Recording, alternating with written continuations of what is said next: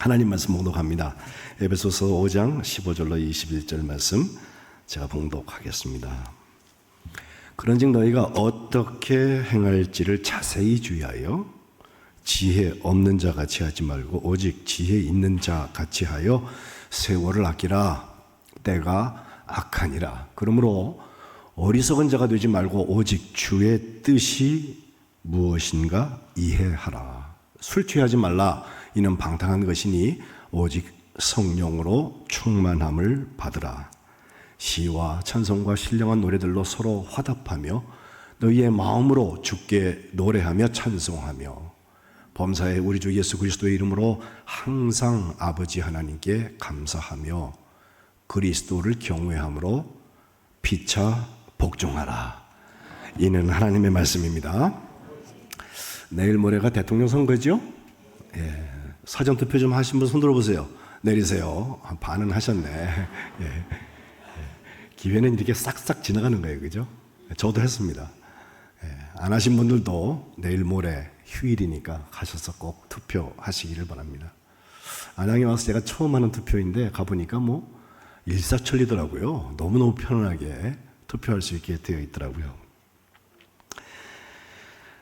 그와 함께 오늘 우리가 평신도 주일 장로님도 기도해 주셨는데 사실 지난 주일에 우리가 웨슬리 회심 기념일을 지냈잖아요.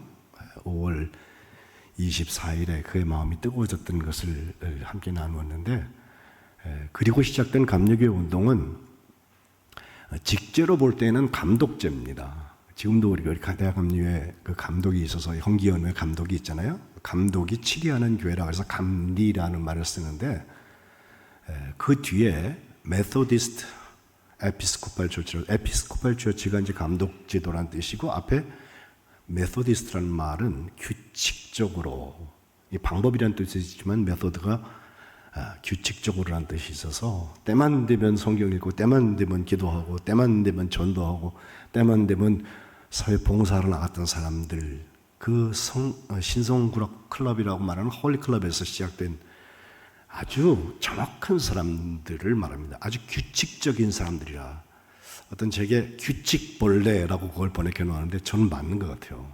예? 우리 감리교인들은 때가 되면 그 시간이 그 자리에 있어요. 예? 들쑥날쑥하는 게 아니에요.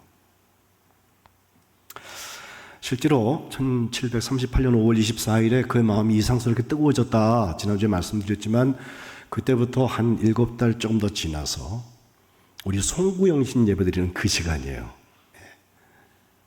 1월 1일 날 새벽 3시쯤에 그는 올더스게이트 그 집회가 아니라 페터레인이라고 하는 런던의 한 집회 저녁에 애찬을 나누고 이렇게 하는 송구영신 예배 같은 예배 자리에 서게 됐어요. 근데 그때 성령께서 그에게 어떤 역사를 이루셨는지 저기 우리가 잘 알지 못하는 홀시나 힌칭시나 잉햄시 또 위트필드 같은 사람은 유명한 그 신학자라고 보지만 허칭 그리고 자기 동생인 찰스 웨슬리 이런 사람들이 약 한 60명쯤 함께 그 사랑의 잔치에 참여했다. 근데 새벽 3시가 됐을 때 우리는 계속해서 기도를 하는데 하나님의 능력이 강하게 우리에 확 쏟아졌다는 거예요. 그래서 많은 사람들이 너무너무 기뻐갖고 막 소리를 치고 또 어떤 사람들은 막 바닥에 굴러또 쓰러지고 말이에요. 이게 누가 밀고 땡기는 그런 얘기가 아니에요. 조작하는 게 아니에요. 성령께서 오셔서 그 사람들 위해 부어졌기 때문에 그런 일이 일어났습니다. 그 하나님의 임재가 한참 동안 경험된 다음에 그들은 경외심, 두려운 마음과 놀라움에 가득 찼다가 조금 벗어나서 진정이 되었을 때 한 목소리로 그들이 외친 것. 오 하나님, 우리가 주님을 찬양합니다. 하나님이 우리의 주인 되십니다. 이걸 인정합니다. 계속해서 그 말했다는 거예요. 오늘 설교 끝에 제가 여러분하고 통성기도를 좀 하려고 그러는데 다른 사람들 기도 잘 안 되는 분들은요 이것만 하세요. 예? 하나님, 우리가 주님을 찬양합니다. 하나님이 우리 주님 되신 것을 내가 인정하겠습니다. 그 기도만 하세요. 성령께서 그분에게도 부어주실 줄로 믿습니다. 이 성령 체험을 자꾸 얘기하니까 영국 성공회에서는 그를 아주 비합리적인 사람이라고, 열광주의적인 사람이라고, 또 신비주의를 가지고 있다고, 예? 너무 주관적인 경험을 객관화시키는 거 아니냐고, 경험론에 아주 입각한 영국 사람들 아주 철저하잖아요. 그 사람들이 그를 핍박하기 시작했는데 교회에서 설교 못하게 했습니다. 그래서 성공회 바깥에 나가서 설교하기 시작한 게, 나는 모든 세상 어느 곳에 가든지 그곳을 나의 교구라고 바라본다, 여긴다 라고 그가 얘기했던 거예요. 심지어 구원의 복음을 전하기 위해서 그는 말을 타고 다니면서 이동을 했는데, 말 타고 갈 때 지나가던 사람들이 보고 웨슬리다 그러면 돌을 던지기도 하고요, 핍박을 수없이 당했습니다. 그에 비하면 저는 너무 평안한 시대에 목회하는 것 같습니다. 역사가들은 1789년 5월 5일에 프랑스에서 유혈혁명이 일어나면서 프렌치 레볼루션, 아주 유명하죠. 루이 16세가 처형을 당하고 그 피 묻은 피비린내 나는 혁명을 통해서 공화정과 민주주의 새 시대가 열렸다고 역사가 얘기하고 있는데, 사실 산업 구조나 귀족의 어떤 정도나 이런 걸 볼 때는요, 영국이 프랑스보다 더 심했습니다. 그럼에도 영국에서는 피 한 방울 흘리지 않고 그 변화가 진행된 것은 존 웨슬리의 이 뜨거운 체험의 역사가 있었기 때문이다. 그렇게 역사가들이 얘기를 해요. 그는 영국 성공회가 지켜왔던 성경과 전통과 이성, 이 세 가지가 교회의 가장 중요한 것이다라고 가르치고 지켜왔는데, 거기에 한 가지를 더해서 체험을 말합니다. 체험. 그 체험은 다름 아닌 성령 체험이에요. 성령이 오셔서 나를 변화시킨 거예요. 이제 돌아오는 주일이면 우리가 성령 강림 주일을 맞을 텐데, 아주 중요한 시기에 우리가 있잖아요. 나라로 보아도 대통령을 뽑아야 되고, 뭔가 결정이 화요일 날 밤이나 늦어도 수요일 새벽에는 분명히 나올 텐데, 이와 같은 때 나라의 걱정뿐만 아니라 우리 많은 교회, 아니 한 사람 한 사람 여러분들이 성령 받고 충만해져서 어떤 일이 우리에게 다가온다 할지라도 주님의 마음에 합한 역사를 감당해 나가시기를 주님의 이름으로 축복합니다. 처음 성령 체험했던 자리로 좀 가보겠습니다. 지난 목요일이 예수님께서 승천하신 날이라고 제가 지난주에도 말씀드리고 주중에도 말씀을 드리는데, 부활하시고 40일 동안 제자들에게 나타나셨죠. 그리고 나서 오늘 예배 시작에 제가 읽은 말씀, 예루살렘을 떠나지 말고 아버지께서 약속하신 것을 기다려라. 떠나지 말고 기다려라. 여러분, 오늘 성령 받기 전에는 집에 갈 생각하지 마세요. 떠나지 말고 기다리라고 그랬어. 예? 벌써 얼굴빛이 이상해지네. 예. 아니, 지금 가져도 돼요. 지금 가져도 돼. 그러나 정말 성령 충만함을 받기를 원하시는 분들은 오늘 이 예배가 끝나기 전에 성령께서 나를 만져주시기를 간절히 사모하시기를 축복합니다. 반드시 그렇게 될 것입니다. 너희는 몇 날이 못 되어서 성령을 세례로 받으리라 하셨는데, 이 말씀을 약속으로 믿고 기도했던 사람들에게 주님이 승천하시면서 하신 말씀, 성령이 너에게 임하시면 너희가 권능을 받는다는 거예요. 성령 받으라는 것과 권능을 받는다고 하는 것이 같은 현상입니다. 그리고 나서 예루살렘과 온 유대와 사마리아와 땅끝까지 이르러서 내 증인이 된다. 그 증인되는 것은 결국은 순교하는 걸 말했어요, 그때는. 그러니 성령 받는 것과 권능 받는 것과 증인되는 것은 같은 이야기예요. 성령 받는 거, 교회에서 성령 좀 받아야지 믿음 생활 좀 할 수 있을 것 같으니까, 목사님 어떻게 하면 성령 받을 수 있어요? 라고 묻는 분들이 더러 계세요. 나도 성령 충만하고 싶은데 어떻게 하면 저렇게 될까? 은사도 받고 또 성령 충만하여서 예수님이 내 주인 되셔서 내 안에서 정말 시험 들지 않게 하시고 기쁨으로 믿음 생활하게 하시는 만안의 역사, 모두의 평강의 역사가 일어나는 게 어떻게 해서 가능할까? 기대하니까 우리가 성령 받기를 원하거든요. 어떤 목사님은 1시간만 소리 내서 부르짖어가면서 기도하면 성령이 오십니다. 이래서 가르치는 분도 계신데 저는 너무 소리 지르면요 자기 목만 아플 것 같아. 예.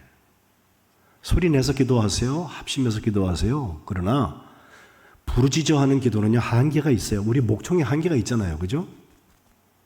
목소리보다 우리의 영혼을 열어서 기도하세요. 진짜 사모하세요. 진짜. 떠나지 말고 기다리라고 하는 것, 그 기다린다는 것이 뭐 인천에 배 들어오기를 기다렸다, 뭐 감나무 밑에서 감 떨어지길 기다렸다, 이런 막연한 기대가 아니에요. 몇 날이 못 되어서 너에게 성령으로 부어주신다, 성령으로 세례를 받게 될 거다, 그 약속을 믿고 기다리는 거예요.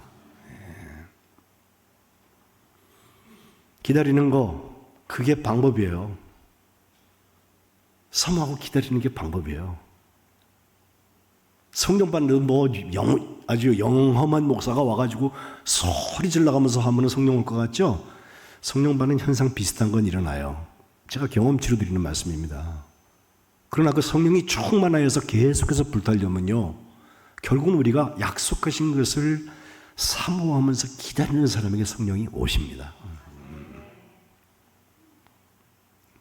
이게 간단한 것 같지만 사실 쉬운 일은 아니었어요.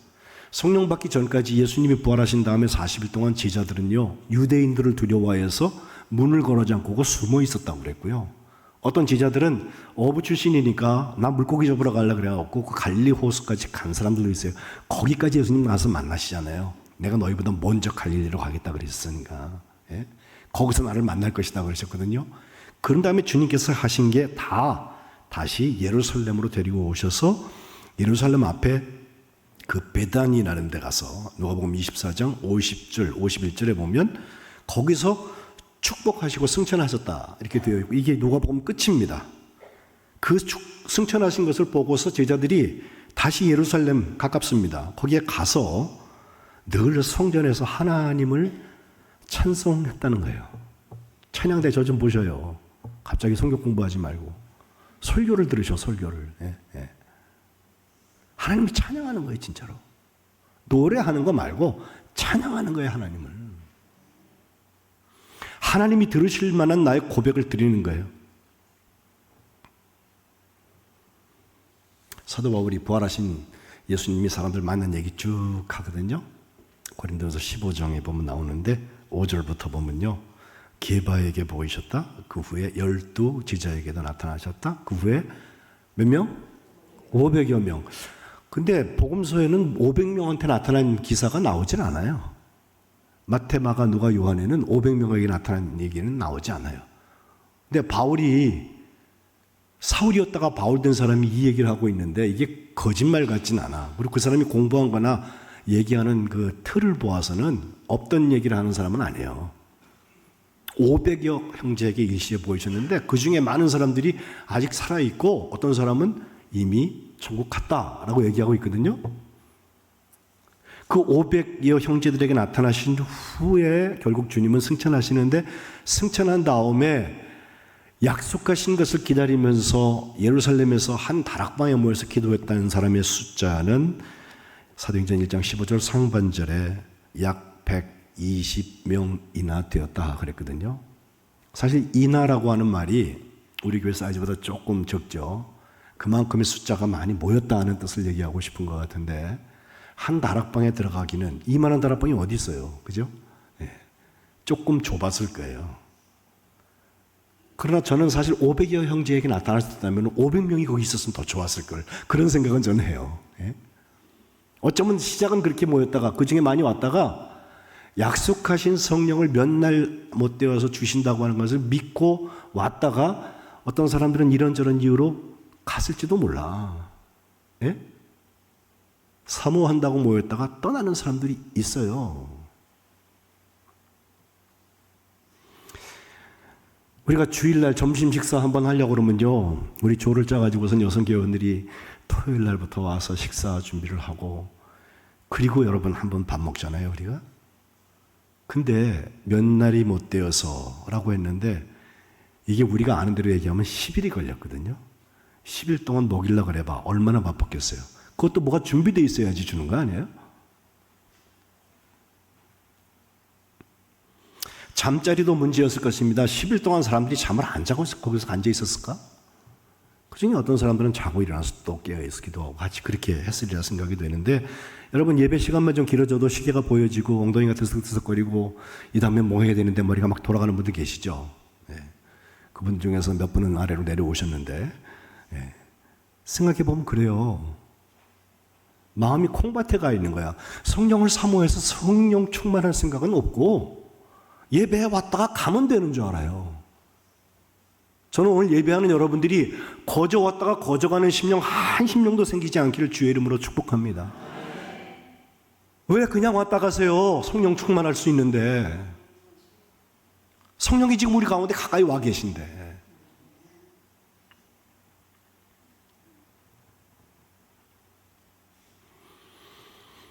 무엇보다도 그들에게 황당했던 것은, 우리는 지금 성령 받는 게 뭔지 조금 경험해 본 분들도 계시고 뭐 다른 사람의 경험을 통해서 간접 경험도 해봤으니까 아, 성령 오시면 이런 일이라는구나 좀 알잖아요. 또 신약 성경이 있으니까 신약 성경에 보면 성령에 대한 얘기가 많이 나오거든요. 읽으면 알 수 있어요. 근데 이 당시에는 예수님이 승천하셨을 때 무슨 신약 성경이 있어요? 구약 성경은 있었을 거예요. 그러나 여러분이 성경책 들고 있는 것처럼 다 성경을 읽을 수 있는 그런 상태는 아니었어요. 책이라는 게 그렇게 돌아다니지 않았거든요. 그래서 그 두루마기 그걸 펴서 토라를 읽고, 그런 유대교 회당 중심의 종교는 있었지만 성령이 무엇인지에 대해서 우리처럼 찾아다니면서 읽고 묵상하고 이럴 수 있는 기회가 그들에게 없었습니다. 그러니 성령이 오신다는 게 무엇인지 그들은 아직 모르는 거예요. 그런데 여러분 그거 아세요? 제가 목회 40년 해보니까 분명한 거 하나 이거예요. 그 사람이 성령을 사모하는지 사모하지 않는지는 드러납니다. 표현이 돼요. 우리 자녀들 중에 누가 군대에 갔어요. 군대 갔는데 첫 번 휴가 나온다고 그래. 소식이 와요. 부모들이 기다려요, 안 기다려요?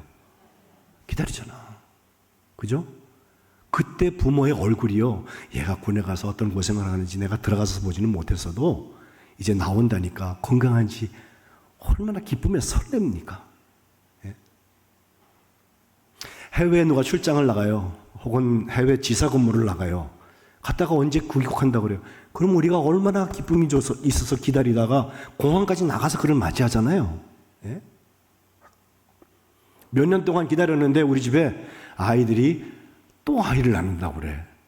그러면 아이의 부모들은 벌써부터 준비하느라고 무슨 물건을 사다 놓고 그의 어떤 공간을 준비하고, 아이가 이제 태어났으면 뭐 해야 된다. 열심히 공부하고 그에 필요한 것들을 준비하잖아요. 그때 그 부모의 얼굴에는요, 사모하는 마음이 있는 거예요. 준비하잖아요. 준비하잖아.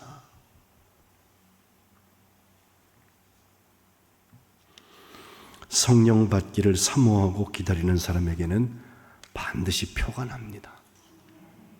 가족이 알아요. 속도원들이 알아요. 아, 저분이 지금 성령을 사모하는구나. 그런데 그들이 성령 받기 전에 했던 일은 성경은 딱 한 가지 얘기하고 있는데 오로지 기도에 힘썼다는 거예요. 마음을 같이 하여서 오로지 기도에 힘썼다. 여기 오로지 힘썼다라고 하는 말은 사실은 굳건하게 계속하는 것을 말해요. 그것만 했다는 뜻이 아니라 끊임없이 굳건하게 그걸 계속했다는 걸 말해요. 여러분 성령 받기를 원하시는 분들 오늘 계시면 굳건하게 기도하시기를 축복합니다. 이게 5분 기도하고 끝나는 게 아니에요. 예? 모르겠으면 성령이여 제게 오시옵소서. 아주 이성이 깨어있어도 상관없어요. 불 밝아도 괜찮아요. 예? 괜히 음침하게 해놓고서 뭐 그냥 정신 혼미하게 그런 거 안 해요.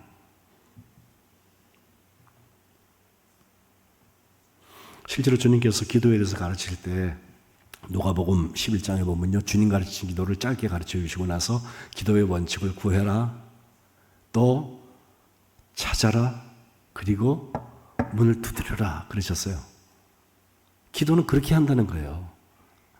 그러면서 구하는 사람은 받을 것이고 찾는 사람은 찾아질 것이고 두드리는 사람에게는 문이 열린다라고 말씀하시면서 하시는 말씀, 너희 중에 누가 아버지가 돼가지고 아들이 생선 주세요 그러는데 생선 대신에 뱀을 줄 애비가 어디 있냐. 뭐 계란이나 이런 알을 달라고 그러는데 알 대신에 전갈을 줄 아버지가 어디 있냐 하면서 너희가 악할지라도 좋은 것을 자식에게 줄 줄 알거든 하물며 너희 하늘아버지께서 구하는 자에게 성령을 주시지 않겠느냐. 마태복음은 구하는 자에게 성령을 주신다고는 안 했는데 이 누가복음과 사도행전을 연결하고 있는 의사 누가의 눈에는 그게 성령이에요. 가장 좋은 것은 하나님이 나와 함께 하시는 것이다. 성령이에요, 성령. 오로지 기도에 힘쓰는 사람에게 하나님께서 성령을 부어주실 줄로 믿습니다. 그 기도하는 사람이 오늘 본문에 보니까 에베소서 5장, 지난주에는 에베소서 2장 읽었죠? 5장의 중요한 원리 하나는 기도하면요 하나님의 뜻을 알게 됩니다. 하나님 뭘 원하시는지를 알게 돼요. 오늘 15절부터 보면요 너희가 어떻게 행할지를 자세히 주의해서 지혜 없는 자처럼 하지 말고 지혜 있는 자같이 하는데 그 방법은 16절에 세월을 아껴라 그랬거든요. 세월을 아낀다는 건요 기회를 잡는 걸 말해요. 예, 찬스를 딱 잡는 거 있잖아. 예? 그날 성령이 임하시는 날 그 자리에 있는 거예요. 여러분 정말 복되세요. 오늘 성령을 만날 수 있는 기회가 됐잖아. 그 기회를 붙잡으시기를 축복합니다.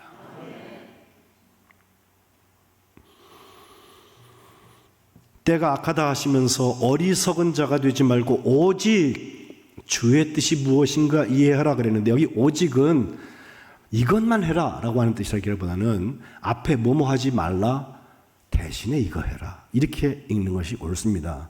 not but 영어로 예? 뭐뭐 하지 말아라. 어리석은 자 되지 말아라. 오직 대신에 주의 뜻이 무엇인지를 좀 이해하라는 거예요. 하나님 뭘 원하실까요? 시계추 마냥 주일 되면 시간 되면 왔다가 끝나면 집에 가고 내려가서 밥 먹고 집에 가고 이것만 수십 년을 반복하기를 원하실까요? 왕년에 내가 너 성령 받았어요 라고 하는 얘기만 옛날 얘기로 하기를 원하실까요? 기도하는 사람은 주님의 뜻을 이해하기 시작을 하는데 여러분 잘 아시는 항상 기뻐하라 쉬지 말고 기도하라 범사에 감사하라 하면서 이것이 그리스도 예수 안에서 너희를 향하신 하나님의 뜻이라 그랬거든요. 그러니 기도하고 기뻐하고 기도하고 감사하는 거 이거 하나님의 뜻인 건 맞아요. 근데 바로 19절에 보면요 성령을 소멸하지 말라고 그래요. 제 목회는 여기에 있습니다. 기뻐하고 기도하고 감사를 가르치는 것도 목회예요. 그러나 성령을 받았는데 소멸하지 않는 거, 성령 충만을 유지하는 거, 그게 목회예요. 그러면 예언을 멸시하지 않게 되고요 가장 좋은 것을 헤아릴 줄도 알고 악은 싫어져요. 어떤 모양이라도 버리게 돼요. 예전에는 악이 뭐라 그러면요 그게 재밌고 달콤해가지고 귀가 손끝 쓰거든요. 지금 그렇지 않아요. 악이 원하는 얘기는 분별이 돼요. 넌 나에게서 가까이 오지 말지어다 선언하고 쫓아내버려요. 악은 모양이라도 버리는 거예요. 버리는 거. 천금을 준다고 해도 버려야지. 거기에 내 영혼을 팔아먹겠어요? 요한복음 14장에 주님께서 보혜사 성령에 대한 말씀을 주실 때에도 저거 한번 읽읍시다. 시작. 보혜사 곧 아버지께서 내 이름으로 보내실 성령 그가 너희에게 모든 것을 가르치시고 내가 너희에게 말한 모든 것을 생각나게 하리라. 가르치고 생각나게 하신다고 그랬어요. 그죠? 뜻을 이해하게 돼요. 그리고 나면 우리 교회 얘기가 나오는데 27절 읽읍시다. 평안을 너희에게 끼치노니 곧 나의 평안을 너희에게 주노라. 내가 너희에게 주는 것은 세상이 주는 것과 같지 아니하니라. 너희는 마음에 근심하지 말고 두려워하지도 말라. 만 아닙니다. 만안. 예? 하나님의 평강이 여러분에게 임해서 더 이상 근심이나 두려움에서 자유하시기를 축복합니다. 그게 성령의 역사예요. 성령의 역사. 이전엔 두려웠어요. 이전엔 근심스러웠어요. 어떡하나. 하늘이 무너지도록 한숨 쉬고 답답해서 클클한 영혼 가지고 살았어요. 성령이 오신 다음엔 달라져요. 주님이 주시는 평안이 우리에게 임하는 것입니다.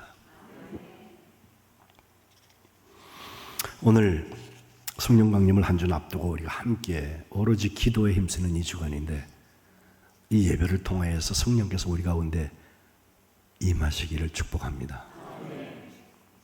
성령 받은 사람의 특징을 본문 중심으로 몇 가지가 나오는데, 첫 번째는 오직 성령으로 충만함을 받아라 했거든요. 이 역시 앞에 술 취하지 말아라, 뭐 하지 말아라 대신에 성령으로 충만함을 받아라 이렇게 읽는 것이 옳아요. 예? 네, 예수님이 전화하셨나 봐요. 옳지. 한 주에 한 번씩은 계신 것 같아요. 그죠? 네. 예배 전에 뒤 스크린에 우리 그 광고가 나오잖아요. 지금 휴대폰 좀 한번 들여다보세요. 끄든지 묵음하세요. 이렇게 나오는데, 그때 에이, 또 나오네 그러고 지나가지 말고 하세요. 그렇게. 예? 그래야지 예배 시간에 이렇게 예배 시간에 중간에 브레이크 이렇게 중단되지 않게끔. 다시 성령 충만을 받는 것, 이것이 성령 받은 사람의 특징인데, 여기 술 취함이라는 것과 비교하고 있어요. 여기 술은 독한 소주나 이런 술이 아니라 포도주입니다. 포도주에 취해 있는 사람을 여러분 보셨습니까? 우리나라는 그렇게 포도주 문화가 많지 않은데, 유럽에 가면은 포도주 마시는 게 아주 일상화되어 있어요. 식사할 때는 포도주가 같이 있어서 음식하고 조화가 많이 된다고 그래요. 근데 그 포도주에 취한 사람들은 술 취한 건 다 똑같아요. 술 취하면요, 본성이 드러나요. 사람이 기분도 좀 알딸딸해지는지, 그리고 이상한 담력이 생겨가지고, 심지어 하면 안 되는 거, 술 마신 다음에 운전하지 말라 그러잖아요. 근데 그것도 뭔 일이 있겠어? 그러면서 자기가 운전했다가 잡혀가지고서 뭐 불어보라고 맨날 경찰들이 하잖아, 우리한테. 예? 대리 불러요. 혹시 마시게 되거든. 예? 그거 안 하고 지가 할 수 있을 거면 가다가 정말 운 나쁘게라고 자기는 말하지만 사실은 제대로 걸려가지고서 유치장에 들어갑니다. 그거. 제가 유치장 전도를 좀 가보았는데, 가보니까 다들 좀 범죄자 같이 생겼어. 눈빛도 이상하고. 예? 근데 그렇지 않고 멀쩡한 사람이 여기 들어와 있는 사람이 있어요. 뭔가 보면 음주운전자야. 음주운전자는요, 음주한 상태에서 운전하는 것 같지고는 범죄자인데, 그 밖에는 사회적으로 지위도 있고요. 예? 괜찮은 사람이에요, 그 사람. 근데 어떡하다가 그렇게 됐나? 술 마시고 나니까 이상한 담력이 생긴 거예요. 괜찮겠지라고 하는 생각이 드는 거예요. 그래서 결국은 거기 들어와서 똑같이 고생을 해야 됩니다. 술 취하는 것 대신에 성령 충만하면 어떤 일이 일어납니까? 우리에게 어떤 때 막 회개가 터져나와가지고 어쩔 줄 모르게 해요. 창피해 죽겠어. 이게 왜 자꾸 튀어나와? 예? 나 다른 거 막 해야 되는데 하나님 앞에 회개하느라고 볼 일을 못 봐요. 그러나 회개가 나오는 것은 회개하면 용서하시는 권세를 믿기 때문에 우리가 우리의 죄를 제어하기 시작하는 거예요. 그때부터. 예?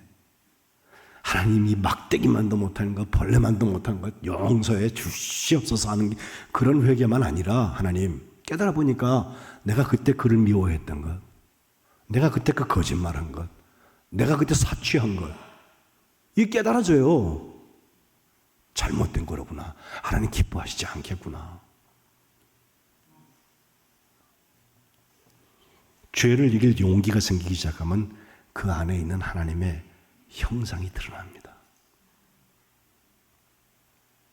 그래서 성령 충만함을 받으라는 거예요. 이 성령 충만함을 받는다, 충만함을 받으라는 그 말도 사실은 단어가 하나예요. 근데 플레로오라는 그 말에 2인칭 현재 수동태 명령형이라고 말하는데 너무 어렵죠. 수동태야, 받는 건 맞아요. 그런데 꼭 그렇게 하라고 명령하신 거예요. 그러니까 가만히 받는 거라고 그래요. 가만히 있으면 언제 주겠지. 그런 게 아니에요. 받기 위해서 나는 최선을 다하는 거예요. 그런데 감사한 것은요, 성령 충만한 게 찔끔찔끔 오지 않아요. 성령을 받게 되면은 내 머리끝부터 발끝까지가 전부 성령의 것으로 바뀌어요. 여기 머리에, 목 위에만 성령 충만하고 나머지는 육신으로, 그렇지 않습니다. 이걸 부어주신다고 그랬어요. 오늘 교독했잖아요, 여러분. 남종과 여종에게 성령을 부어주신다고 그랬거든요. 부어졌는데 어디가 젖고 어디는 안 젖고 그렇습니까? 여러분, 올해 여름에 비가 좀 온다죠? 여러분, 게릴라 폭우 같은 거, 홍수 나는 거 매년 보잖아, 우리가. 그죠? 그때 바깥에다 그릇 한번 놔보세요. 금방 차요. 예? 이슬 비 오고 보슬 비 오고 조금 올 때는 아무리 놔둬도 올라가지도 않아, 수위가. 근데 폭우가 올 때는요, 갖다 놓기가 무섭게 이만큼 차요. 예. 바로 그런 거예요. 부어주신다고 그랬거든요. 그래서 충만해지는 거예요. 이 성령 충만을 처음 받았던, 성령을 세례를 받았던 그 장면을 보고 사람들이, 야, 이게 어떻게 된 거지? 어떻게 자기들이 배우지도 않은 말을 막 해갖고 우리말로 알아듣게 해. 이런 소통의 역사도 일어났지만 어떤 사람들은요, 조롱하면서 하는 말, 쟤네들 새 술에 취했다고 그랬어요. 그들이 볼 땐 새 술에 취한 거죠. 근데 본인들은요, 성령이 말하게 하심을 따라서 말하는 거예요. 예? 혀가 꼬부라졌어요. 내가 무슨 말 하는지 나도 몰라. 그러나 성령께서 하라는 대로 말을 했더니 남이 그 말을 알아들어요. 그것도 외국 사람이. 이게 성령 충만 받은 사람들에게 일어난 일입니다. 뿐만 아니라 성령 충만을 받게 되면요, 우리의 신분이 달라집니다. 우리가 영접하는 자, 곧 그 이름을 믿는 자들에게는 하나님의 자녀가 되는 권세를 주신다고 그랬거든요. 내가 하나님의 아들이고 하나님의 딸이다. 얼마나 기뻐요. 죄의 종이 아니라 하나님의 아들이고 하나님의 딸이다. 옆에 계신 분들한테 한번 인사하세요. 남자면 아들, 여자면 딸. 하나님의 아들이십니다. 딸이십니다. 시작. 듣기에도 기분 좋죠? 예. 저도 그 얘기 들을 때 그렇게 기뻐요. 예. 예. 저한테 목사님 할 때보다 하나님의 아들 이영찬 그럴 때 난 더 기뻐. 예?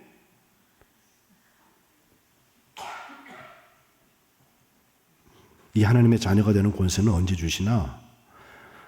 예수님을 영접하는 사람, 곧 예수님을 믿는 사람들이라고 요한복음 1장 12절은 말하고 있지만 2장 3장에 가면요, 니고데모와의 대화에서 거듭나는 사람, 다시 태어난 사람이라는 표현을 하는데, 그게 성령으로 난 사람은 바람이 임의로 불매라는 표현을 통하여서 성령으로 난 사람이 이렇다라고 주님 말씀하시거든요.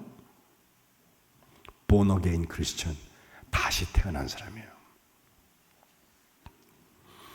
로마서 8장에는 이렇게 말합니다. 무릇 하나님의 영으로 인도하심을 받는 사람은 곧 하나님의 아들이라. 딸들 삐지지 마세요. 16절 가면요, 성령이 친히 우리의 영과 더불어서 우리가 하나님의 자녀인 것을 증언하신다 그랬거든요. 예? 더 이상 무서워하는 종의 영 받는 게 아니라 양자의 영을 받았다. 아빠, 아버지라고 부를 수 있다는 거예요.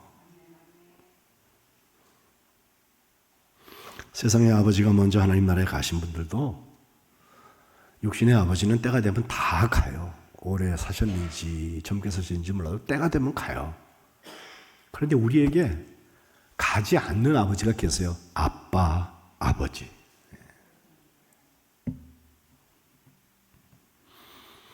우리가 하나님의 자녀된 신분의 권세는 바로 성령 받았을 때 확실해집니다. 성령이 우리 안에서 우리가 하나님의 자녀인 것을 증언하신다고 그랬어요.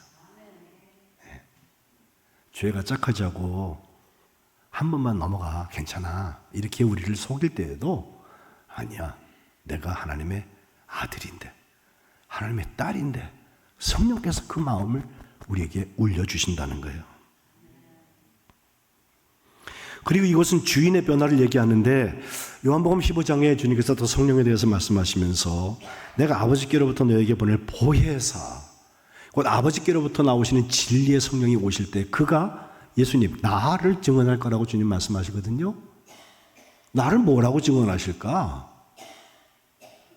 그 예수님이 우리의 주님이시라는 것을 증언하는 거예요. 그래서 용케도 사도 베드로가 마태복음 16장 16절에 예수님께서 사람들이 날 뭐라 그러냐 그럴 때 한 그 고백, 정말 명제 중에 명제죠. 주는 그리스도시요 살아계신 하나님의 아들이십니다. 그렇죠? 주는이라고 시작을 해요. 예수님은 주님이십니다. 예수님은 그리스도이십니다. 기름 부음 받은 분. 예수님은 하나님의 아들이십니다. 그 하나님이 살아계십니다라고 하는 고백인데, 그 말을 듣고 주님이 얼마나 기쁘셨는지, 야 시몬아 너 그 복이 있다. 너 그거 네 육신을 가지고선 알게 한 게 아니야. 혈육으로 알게 된 게 아니야. 하늘에 계신 내 아버지께서 내게 알려주신 거야. 알려주실 뿐만 아니라 고백하게 하셨잖아요. 아마 그때 이미 그에게는 성령 체험이 있었을 거예요. 그가 공부한 사람도 아니고 예수님에 대해서 맨날 시행착오하고 있는 그 베드로, 혈기가 앞서는 사람인데도 불구하고 분명하게 이 아름다운 고백을 할 수 있었던 것은, 예수님이 나의 주님이시라고 고백할 수 있었던 것은 성령의 역사예요. 이걸 방증하듯이 고린도서 12장 3절 하반절에는 성령이 아니하고는, 성령으로 아니하고는 누구든지 예수님을 주라고 할 수 없다는 거 아니에요? 예? 예수님을 주라고 고백하는 사람은 이미 성령께서 그에게 역사한다는 거예요. 성령 받으면 막 이상한 현상도 나타나고, 성령 받으면 그 많은 다른 부수적인 효과들도 나타나지만, 우리가 예수님이 정말 주님이라고 온전히 고백하는 그 자리에는 이미 성령의 역사가 시작된 것입니다. 여러분, 예수님 주님이니까 여기 와 계시지, 아니면 왜 여기 와 계시겠어요 지금? 예? 이 시간에 할 일이 얼마나 많은데, 다 성령께서 여러분을 부르시고 여러분의 심령 가운데 역사하시는 줄로 믿습니다. 그것이 우리가 주님을 고백하면서 내 안에 계신 내주하시는 성령님으로부터 믿음의 역사를 감당하기 시작하는 바로 그 자리인 것입니다. 근데 내주하는 성령에 대한 얘기를 하면요, 우리가 진짜 내 안에 계신 성령님께 의논을 기니하고 권위를 들여서 그분의 감동을 내가 따라가려고 하는가, 스스로 한번 물어보세요. 한 집안에 사는 식구들도요, 무실당할 때가 있어요. 오는지 마는지 서로 관심도 없어. 등 돌리고 자다가 각방 쓰고 자고, 나중에는 어디 계신지도 모르고 이러고 산다며. 예? 서로 행복한 거 아니잖아 그거. 우리가 우리 손주들 나타나면 그렇게 합니까? 버선발로 뛰어나가고선 안아주고 뭐 하나 더 해줄 게 없나 생각하고, 사모했기 때문에, 사랑하기 때문에 그를 위하여서 내 귀를 정끝 세우고 뭐 하나 도움되는 거 없나 유튜브라도 검색하고 그러잖아요. 뭘 의미합니까? 내 안에 계신 성령,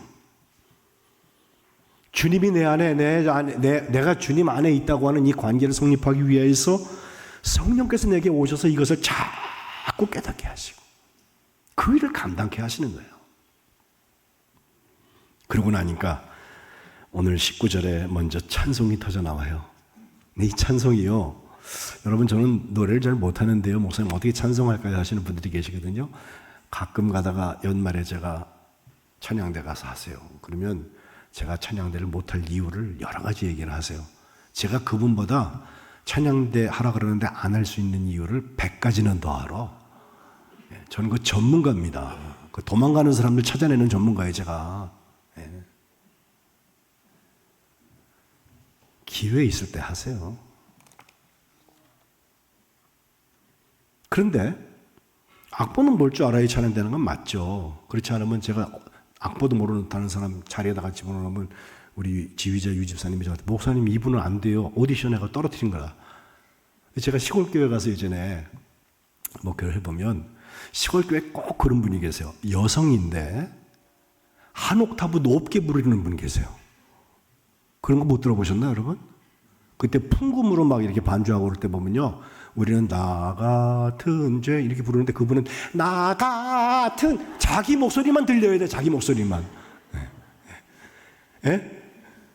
그럼 하나님께서 크게 들으실 줄 알고 생각한 것 같아 제가 보기에. 그분은 아예 때마다 그래, 때마다. 꾸짖고 싶은 마음은 없어요. 그러나 그 노래가 찬송일까? 오늘 19절에 보면요, 너희의 마음으로 주께 노래하며 찬송하며 그랬어요. 우리 마음이 열려 있어야 그게 찬양이에요. 아삽 찬양단도 앞에 나와서 찬양할 때 여러분 보시면 알잖아요. 마음을 열어 찬양하면 보면 알아요, 우리가. 지금 교통하고 있구나, 마음이 열려 있구나, 그것 보면 우리의 마음도 열리잖아. 그죠? 할렐루야. 앞에 있는 사람이 인상 뻑 쓰고 앉았고 기쁘다고 이러고 있으면 우리 마음이 기뻐집니까? 찬양은 마음을 열어서 하는 거예요. 요즘에 나가수 이후에 무슨 그 무대들이 많이 솔로도 나오고 많이 나오잖아요. 보니까요, 그 가수들이 그 노래를 하나 하기 위해서 정말 땀 많이 흘리더라고. 음악적으로도 연습 많이 하고 훈련을 많이 하고 무대 하나를 꾸미기 위해서 퍼포먼스 준비를 많이 해요. 그리고 올렸는데 그게 듣고 보는 사람들한테 와, 앉아있다가 눈물이 쭉 난다니까요, 사람들이. 왜 그럴까? 마음을 열어서 드리는 찬양을 하는 사람은요, 그 찬양의 가사가 자기의 이야기예요. 벌써 시작할 때 딱 준비시킬 때 보면요, 감정이입을 쫙 합니다. 예? 그런 다음에 첫 음부터 달라요. 달라. 예. 처음 예수 믿은 사람들에게 찬양을 시켜보면 찬양이 어렵다고 그래요. 이것은 노래를 몰라서가 아니에요. 찬양에 있는 가사적이 무슨 뜻인지 모르는 거야. 그러니까 울림이 없잖아요. 거기 따라서 부르려니까 노래는 부를 수 있는데 마음이 열리질 않아요. 그게 내 얘기가 아닌 거야. 예? 성령께서 우리에게 오시면 찬양이 열려서 서로 화답하게 돼요. 천군과 천사와 우리가 화답을 하고요, 우리들끼리도 서로 화답하게 돼요. 음정 좀 틀릴 수 있어요. 박자 좀 틀릴 수 있어요. 제가 이름이 영찬이라서 찬양을 좋아하니까 찬송가 여러분 평생 한 번도 안 불러본 찬송가 자꾸 하자 그러잖아요, 제가. 그죠? 몇 장 줘. 이런 찬송이 다 있었어? 이러면 찬송하시더라고? 괜찮아요. 그러나 시작해보세요. 그 찬양에 담겨있는 이야기 가사만 읽어봐도 얼마나 좋은지 몰라. 마음이 열려요, 그게. 예배 관계가 되니까 제가 꺼내놓지 괜히 꺼내놓겠어요? 찬송가 이렇게 많은데? 우리에게 언제부터인가 찬양이 그쳤습니까? 제가 대신 반가우면 지금 오늘의 찬송이 무엇입니까? 라고 물어요. 왜 그 찬송이 당신에게 왔습니까? 간증들이 있어요. 어떤 분은 옛날에 그때 성령 받았을 때가 좋아서 성령이 오셨네라 하시는 분도 계시더라고. 예? 찬송의 문들이 열려지시기를 축복합니다. 그 다음 두 번째는 감사입니다. 범사에 항상 감사하라. 아버지 하나님께 감사하는 거예요. 내게 돈 빌려준 사람한테 감사하는 게 아니에요. 아버지 하나님께 감사하는 거예요. 그것도 우리 주 예수 그리스도의 이름으로 감사하는 거예요. 그 감사의 기도. 밀레라는 화가가 그린 만종이라는 그림 있죠? 농부 둘이서 부부가 이렇게 기도하고 뒤에 교회가 있는 거. 예? 거기서 뭘 보는지 모르겠어요. 근데 저는 그래도 그 부부가 감사의 기도를 드렸을 것 같아. 하나님 고맙습니다. 특별히 이 범사에 반토테 언제나. 어떻게 우리가 범사에 감사해요? 어떻게 우리가 언제나 감사해요? 사실 불가능하죠. 그래서 범사에 감사하라, 이것이 하나님의 뜻이다라고 얘기하면서 성령을 소멸하지 말라는 거예요. 성령이 우리에게 펄펄 끓고 있으면요, 감사가 저절로 나와요. 성령이 계신 것만 가지고도 이미 감사해요. 그리고 성령은 감사의 안경을 씌워줘요, 우리에게. 불평불만하게 하지 않습니다. 내가 1번 찍었는데, 내가 2번 찍었는데 반대 번호가 됐어. 그러면 또 짜증나. 그래갖고 어디 가서 술 먹지 또. 네? 아니에요. 내가 찍은 사람이 돼도 감사하고 남이 찍은 사람이 돼도 감사해. 하나님께서 하신 일을 바라보는 사람이 뭘 그런 거 가지고 휘둘휘둘해요. 마지막 절에는 피차 복종한다고 했습니다. 이것도 그냥 복종하는 게 아니에요. 그리스도를 경외하기 때문에, 예수님을 두려워할 줄 알기 때문에 피차 복종하는 거예요. 예? 예수님이 복종을 시키시는 거예요. 부모 자녀 간에도, 형제 간에도, 친구 사이에도 나도 예수님을 두려워하고 그도 예수님을 두려워하면요, 서로 복종하게 되어 있습니다. 쟤는 왜 내 말을 그렇게 안 들어? 둘 중에 하나가 문제야. 나는 예수님을 두려워하는데 저가 예수님을 두려워하지 않거나, 아니면 저는 예수님을 두려워하는데 내가 예수님을 두려워하지 않으니까 엄한 요구를 자꾸 하는 거 아니에요? 기대하고. 아니면 둘 다 관계가 없는 사람 같으면요, 뭐 복종하겠어요? 서로? 순종하겠어요? 나도 인격체인데? 왜 복종하나? 그 사람에게서 하나님의 모습을 봐요. 그가 하나님이 얼마나 사랑하시는 사람인지를 봐요. 함부로 못해요. 상대가 굉장히 위대한 사람인데, 다 좋은데, 나랑 직장에서 같이 밥 먹고 살아야 되는 사람인데 살짝 인격에 문제가 있는 것 같다, 이런 사람들이 있어요. 그래서 잘 나가다가 끝에 기분 나쁘게 만들고 말이죠. 그 사람 때문에 시험 든다고 그래요. 그것도 육신의 안목으로 보면 그런 모습이 보여지는데, 영적인 안목으로 볼 때는 좀 다른 면도 보여요. 만일에 그에게 성령이 역사하시고 있다면 우리가 그리스도를 경외하는 마음 때문에 새로운 차원의 관계가 형성될 수 있습니다. 내로남불이 이 사회에 지금 큰 병 중의 병이죠. 내가 하면 로맨스고 남이 하면 불륜이래. 그거는 전투는 이길 수 있어요. 근데 전쟁에는 반드시 집니다. 오히려 남이 하면 로맨스고 내가 하면 불륜이라고 생각하는 게 전쟁을 이길 수 있는 방법이에요. 역사는 그것을 판단합니다. 저는 장례를 하기 때문에 알아요. 살아온 얘기들 쭉 들어보면 그가 승리한 사람인지 아니면 승리 못한 사람인지.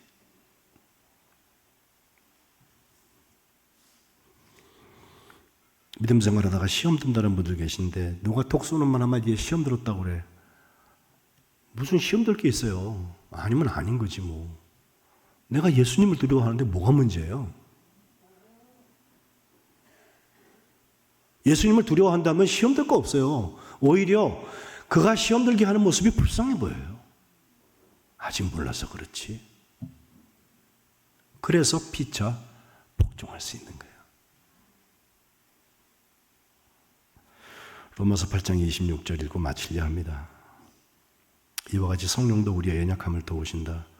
우리는 마땅히 기도할 바를 알지 못하지만 오직 성령께서 말할 수 없는 탄식으로 우리를 위해서 친히 간구하신다. 마음을 살피시는 이가 성령의 생각을 아신다. 이는 성령이 하나님의 뜻대로 성도들을 위하여서 간구하심이라.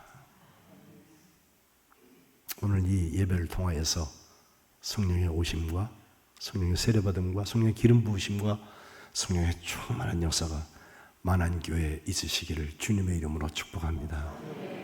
오늘 만안교회가 떠나지 말고 기다리라고 말씀하신 주님 말씀 붙들고 성령의 오시기를 간구하며 기도합니다. 여기 입술을 열어 기도한 하나님의 자녀들, 주님의 오심을 기다리고 있는 하나님의 아들, 딸들, 주님 기억하여 주시고 오직 성령으로 충만함을 받게 하여 주옵소서. 성령 충만하여서 주님의 뜻이 우리에게 이해되어지는 역사가 있게 하시고, 성령 충만하여서 우리가 하나님의 자녀된 것이 확신되게 하시고, 성령 충만하여서 예수님이 나의 주님 되신 것을 고백하게 도와 주옵소서. 마음이 열려져서 찬송하게 하시고, 하나님 아버지께 범사에 항상 감사하는 역사가 일어나게 하시고, 피차 복종함을 통하여 예수 그리스도를 두려워하는 아름다운 열매들을 얻게 하여 주옵소서. 성령 충만케 하시는 예수님의 이름으로 기도합니다. 아멘.